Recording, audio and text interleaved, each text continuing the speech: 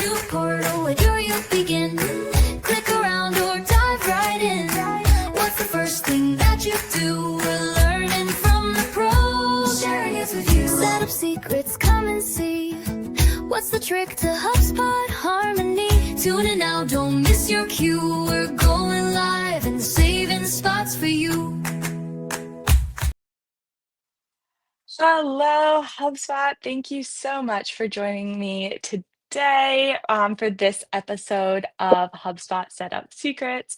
I am Casey, and this series is all about answering one deceptively tricky question.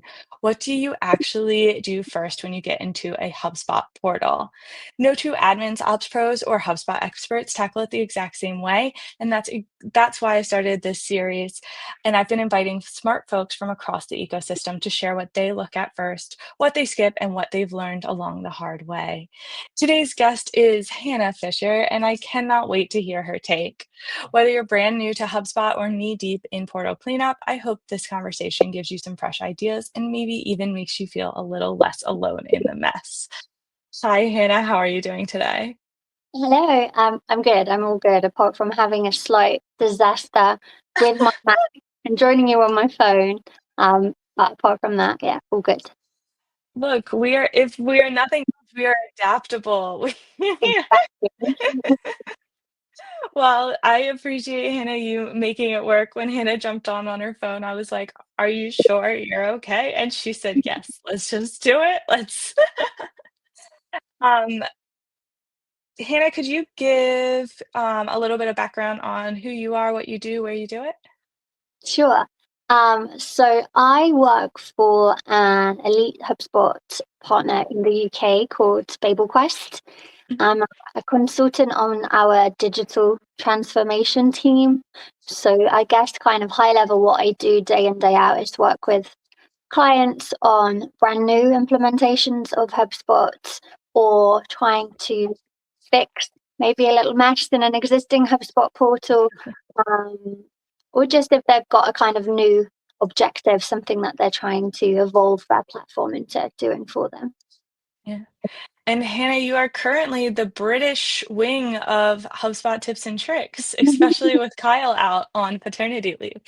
Yeah, I keep meaning to see if I can buy like a Union Jack bowler hat to wear in little videos like he has his origin, but Ooh.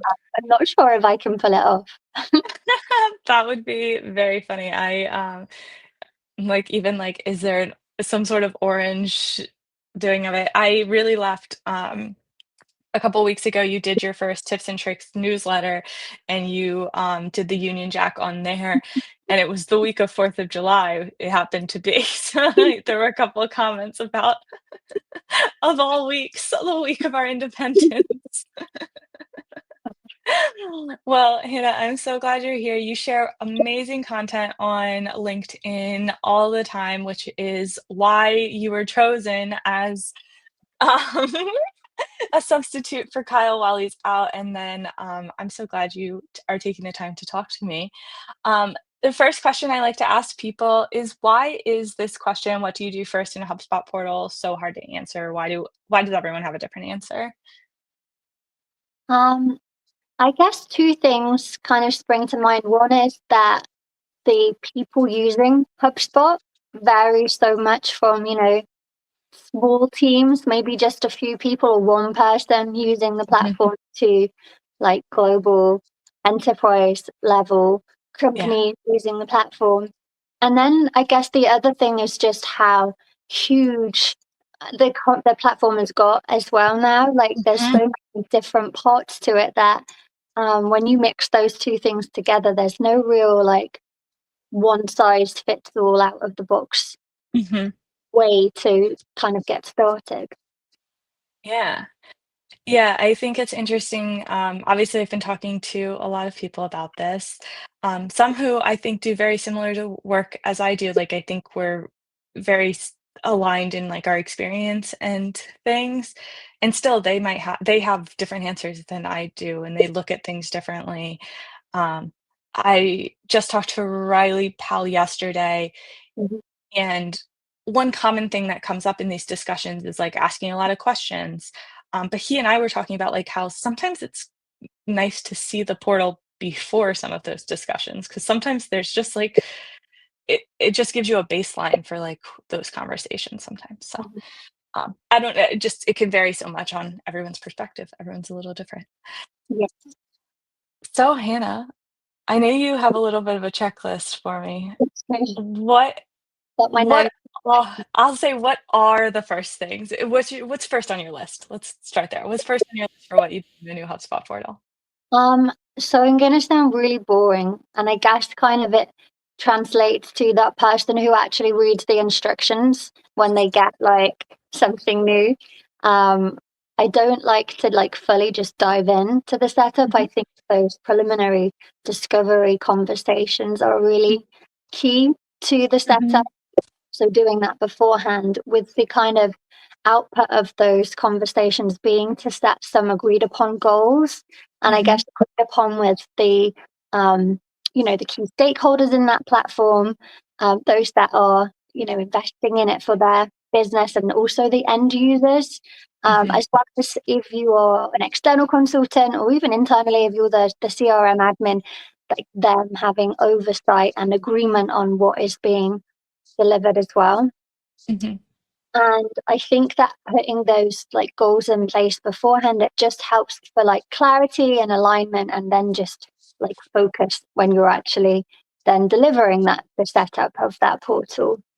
Yeah. Um, Who so you said, people who are investing, so you're talking like the executives, right? Just yeah, to yeah. yeah, Then end users, so people who are going to be who are either in or going to be working in, the portal, and then any internal champions, CRM admins, things like that. mhm. Do you have any advice for people who, like, are having trouble identifying all of those people? And, do you have I guess more specifically, like, you don't necessarily need the entire C-suite on a call. So how do you figure out who is relevant, I guess? Yeah, I think that it's useful to try and keep that project team or the CRM team like concise, because otherwise it just becomes very a noisy space, and then it's hard Mhm. to be agreement and alignment on what they are.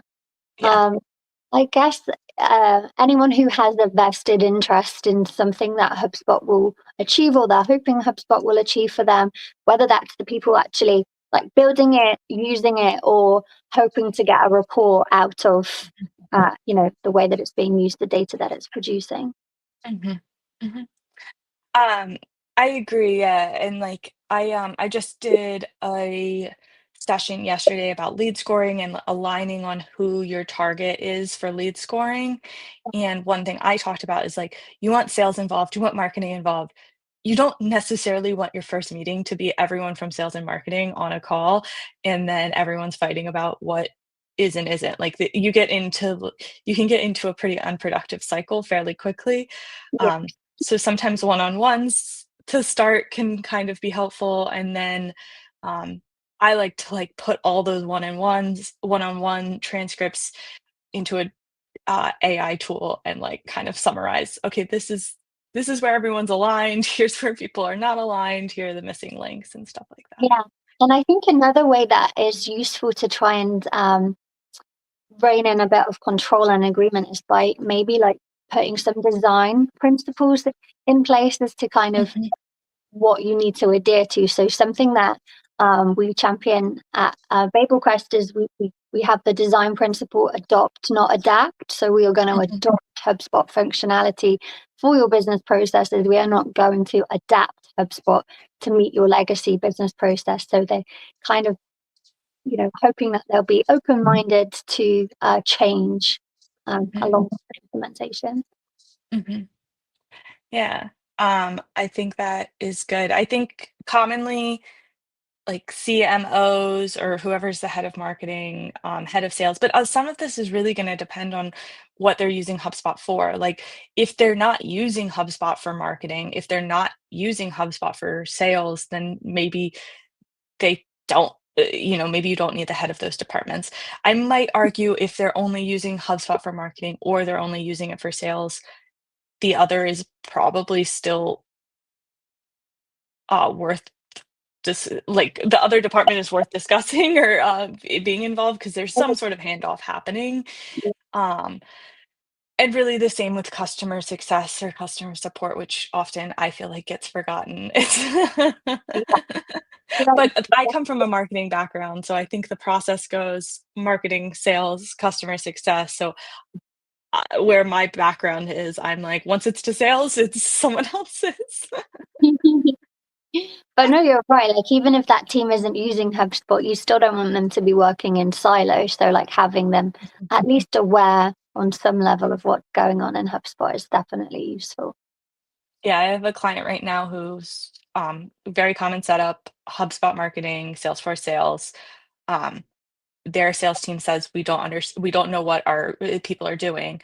We got the HubSpot embed in Salesforce. They don't use it. They don't look at it. They don't know how to use it. Like it's it's just that alignment piece. And so we've been like kind of spending weeks trying to build workarounds to show the sales team in Salesforce what the HubSpot embed is already showing. So, all right. So you're asking questions. You're trying to talk to, as many people in the sphere as possible. What do you do after that, or what else? So I guess like collate a whole list of all of the things that they're hoping to achieve and maybe push that back on them to prioritize that list and then kind of determine, based on the priorities and the budget and the time frame that they've got for each of the things, like I guess build out like a bit of a project plan or a roadmap for their HubSpot portal, because hopefully, it's not viewed as a one and done setup project, and they are open minded that their CRM is like a living, evolving system, and having this roadmap in place is kind of, that the continuous improvement that they're going to see and work towards.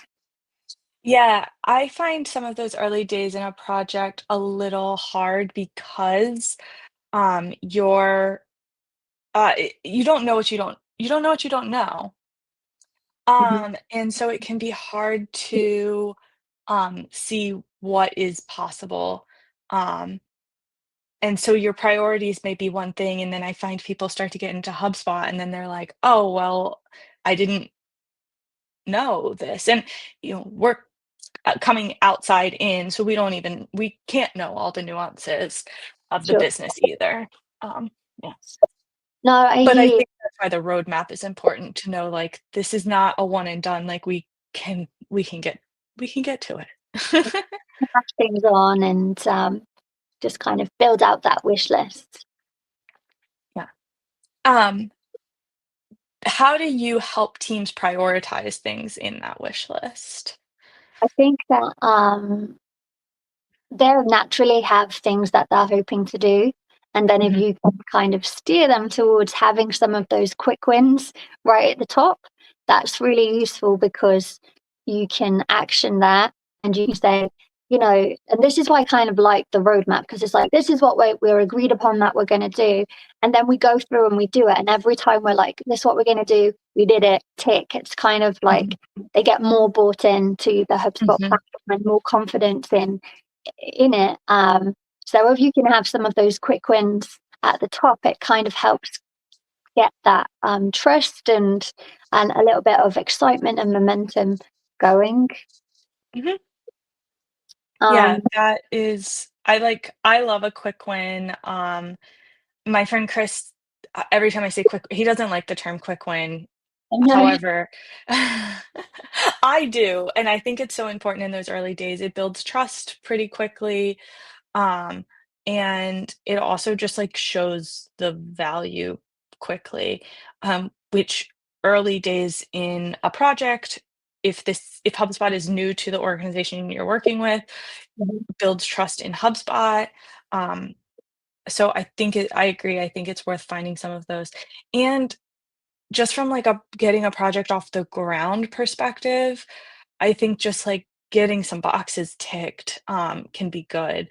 A lot of times, some of those priorities are, like, larger goals that can be complicated and take a lot of time.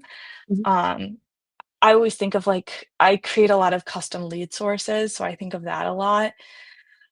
Um, and it can be time consuming to create custom lead sources. It can be a real challenge. Yeah.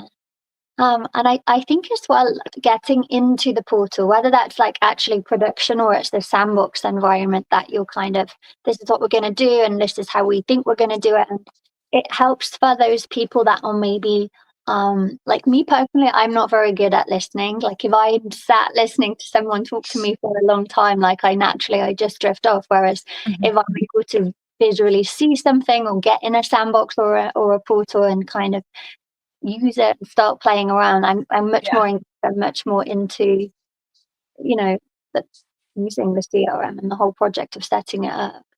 Yeah, yeah. I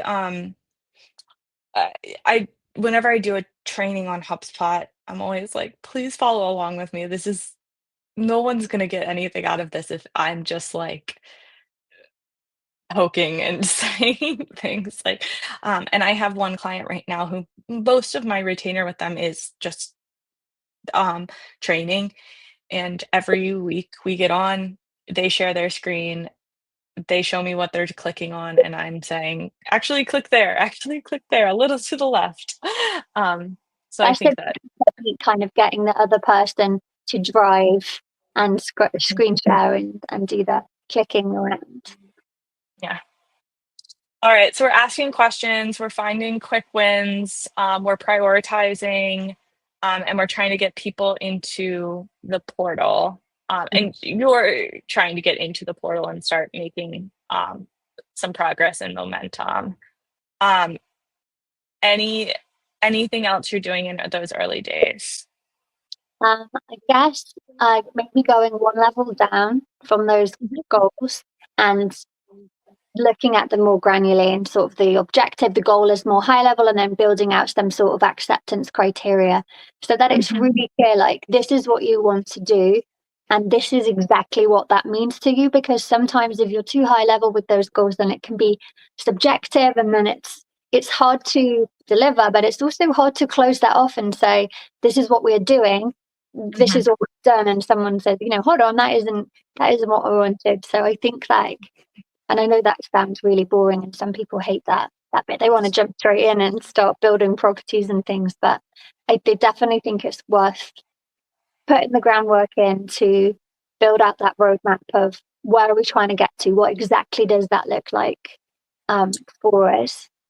And I then think delivering that with the framework of user acceptance testing, which is, hopefully a sandbox if you're lucky enough to have one, or like in the production portal if not, and kind of doing, you know, I say bite size, but their goals and the objectives don't have to be teensy little, deliverables. They can be something bigger. Um, I think you ca I think you're right, obviously, always. Uh, you're always right, Hannah. Um, but I think some of those bite-sized pieces because what I have seen happen is consultants, agencies come in, they do these big presentations, these big goals, they go, they build, they come back, they show the team doesn't understand what was built. Um, Best case scenario, the team just doesn't understand what's built. Worst case scenario, what was built doesn't actually align with what the team wanted or needed or has the technical capabilities for. So I think those bite-sized pieces are important and getting like a feedback loop going as early as possible, right. um, to make sure that it's what you think. Yeah. Yeah, exactly that. And I love using HubSpot ticket pipeline for that. I think that's a good way of like starting to get them to use HubSpot and introduce like the Mhm. you can mention someone, or you can, associate this ticket to this ticket because these two, pieces of feedback or linked, and that's quite fun as well. I think people Hey, get HubSpot projects. Hannah's tickets are coming for you, and Hannah's Yeah, I have to admit, I'm not a massive fan of the projects in HubSpot. I No don't know. one is. I don't think anyone is. I actually recently showed it to someone and I couldn't even like find it. I was like, they were talking about something and I was like, I think HubSpot projects could kind of do this. And I was like having trouble finding it. And I was like, I don't even know. But I think tickets is a better solution right now. And part of one of the many limitations with HubSpot projects is it's kind of disconnected from the rest of the portal versus tickets are very much connected and it's very much like the way that HubSpot works. I talk about this a lot when I'm training people. I'm like, if you can figure out how to build an email, you know how to build a landing page, you know how to build a blog. Um, and if you can handle a ticket pipeline, you can handle a deal pipeline, you can handle contact records. Like there's just these like kind of building blocks that if you know how to do one, you can do any of them. Right. Yeah. And yeah, that's such a good point. And yeah, using that ticket record, if you can use that, then actually you're one step ahead to you're more comfortable and ready when we go live and launch it properly because you're already using it. Yeah. Is there anything we missed on your list yet so far? So we spoke about that delivery framework, the goal setting, solution design. I think that kind of, let's talk about what you want. Let me write down what I heard and make sure that we're all in agreement doing And that. where do you document that? Sorry to circle now that you bring that up. Where do you document that? Is it a Word doc? Is it a I use Canva a lot. Like what? Um, so we've tried different things and we sort of within BabelQuest revert back to a Google Doc while trying to keep it concise. And I don't know if you ever heard of like the disc profiles, like personality Mhm. profiles. My So old agency was very into this. Yeah, yeah, yeah. So we are too. So it's something that I'm very conscious of. I'm quite a blue person, very detail orientated. I can send you like a huge essay on email. And I have realized in my time at BabelQuest, that's who I am. And I really try to output the work in a way that hits every type of person. So Mhm. trying to keep the documentation concise, linking out to existing HubSpot resources or the portals, and putting video clips for the people that are more visual learners. Like they don't want to read a document, but you embed a 2 minute clip of, you want to build out your pipeline.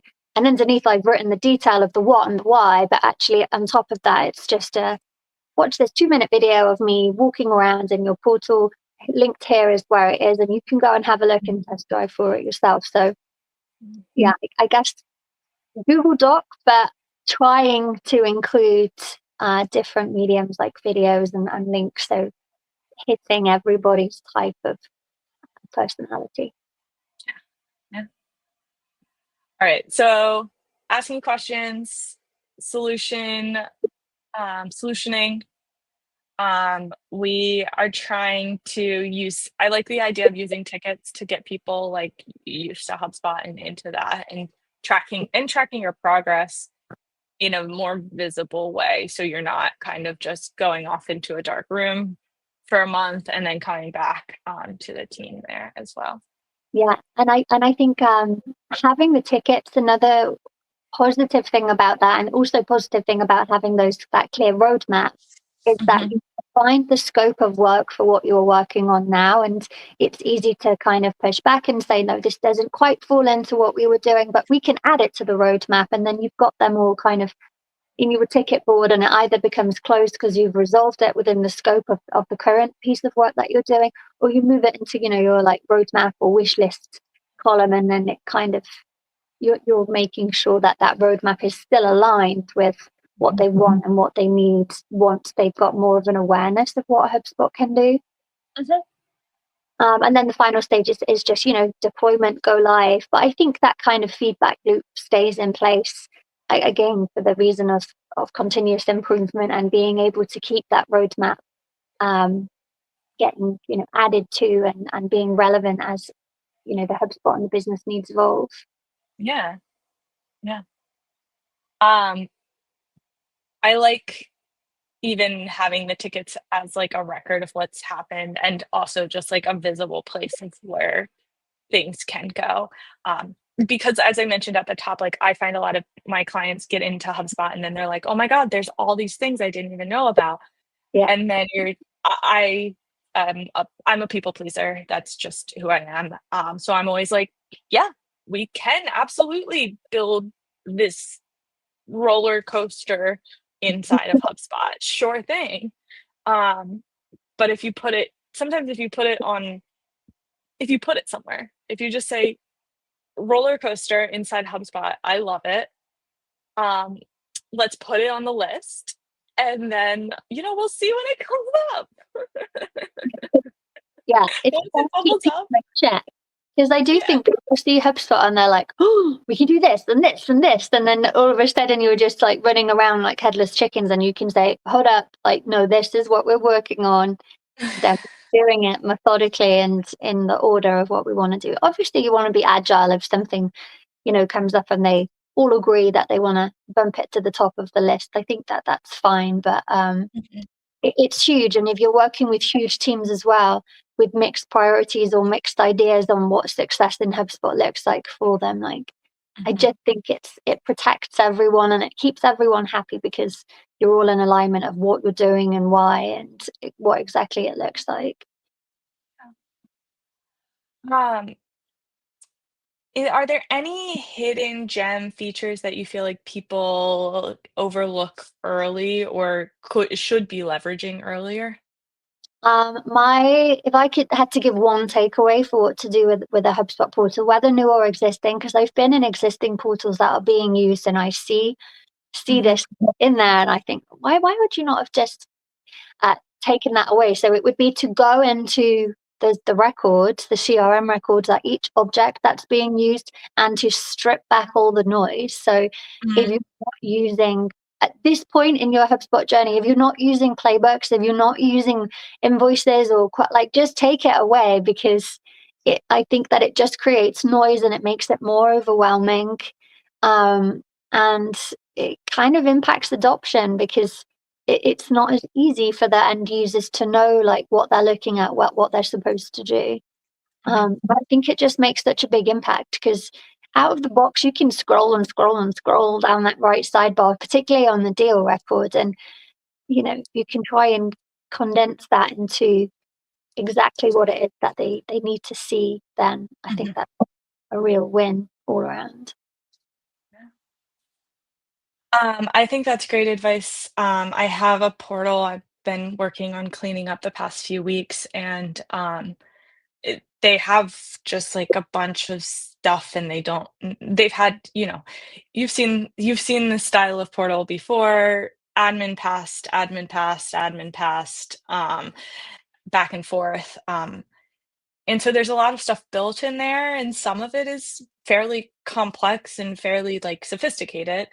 Um, but they have no idea, like, what is happening, and even, like, the sophisticated stuff isn't being leveraged because they either don't know it's there or they don't know how it's happening, so they're not, like, trusting of it, in a lot of ways, so Yeah, that's a good point. And a new thing that I've been trialing is there was a product update not so long ago where the workflow descriptions were being backdated yes. by AI, and you can Yeah. export that as well. So Mhm. you can export all of the automations all the workflows in a HubSpot portal if you're unfamiliar with it, feed that into AI and ask it to kind of run a narrative of as best as it can as what's going on, like audit the state of play in this space. Um, Yeah, at least give you a head start in trying to unpick it and make some sense out of what is going on. yeah. Um, alright. Any final thoughts, Hannah? Anything we missed from your list? The last thing that I'll say then is, Yeah. as soon as I touched on AI, is that I think it's great. I think that there's some really interesting tools, but I'm still very pro like human first strategic consulting, but we're going to be AI assisted. Like it's not AI isn't coming for your job, it's not coming for mine, but it's gonna make my job easier. Um, I I totally agree, with you. I know some people I work very closely with some people who are much heavier AI users than I am. I'm not sleeping on AI. I say all the time, I don't write emails anymore, like, AI does that for me. mhm, But that's a huge efficiency, like, emails used to take me so much time, call follow-ups used to take me so much time, and since I started using AI for that, people tell me all the time, they're like, "Casey, your call follow-ups are amazing," and I'm like, that is not me." But I agree, I think there's a lot of efficiencies. I've done, recently one of those workflow exports and sent the data to AI to say, like, "Hey, which of these should I be looking at?" Because, I'm in a I was auditing a portal that had, like, over 300 active workflows, um, and we were trying to get a sense of what was going on, and it felt, impossible. mhm, Obviously, we were starting with, like, okay, which workflows have recent enrollments, but, I mean, but still, that can be overwhelming, and, maybe there's something that doesn't have a lot of enrollments, but is still, like, quietly messing up data, like, that's can still happen too. So, I don't know, all of that to say strongly agree, yeah. Mm. All right, that is a wrap on today's HubSpot Setup Secret session. Huge thanks to Hannah Fisher for walking us through her setup flow and what she focuses on first.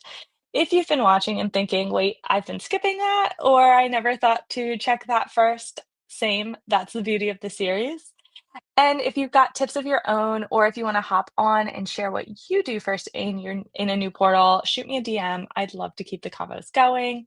If you want to catch up on past episodes, they are all up at caseycohub.com/setup.